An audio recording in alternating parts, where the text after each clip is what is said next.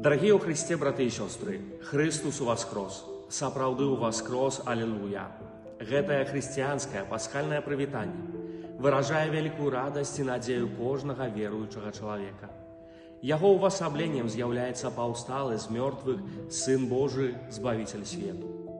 З нагоды святкавання Христовага ўваскрасення складаю сардэчнае пажаданне радасці жыцця, нязломнай надзеі і бясконцай моцы ў рэалізацыі заданняў, якія ставіць перад намі Божы провід. Зычу няспыннага досведу прысутнасці ўваскрослага Хрыста у кожнай справе і кожнай сустрэчы. Вялікдзень адкрывае перад намі таямніцу Божай міласэрнасці, і яна дазваляе спазнаць паўнату ласкі, якая, па словах папы Францішка, можа перамяніць сэрца чалавека і ўчыніць яго здольным да вялікіх справаў. Сама таямніца Пасхі нагадвае нам аб перамозе святла, дабра і жыцця.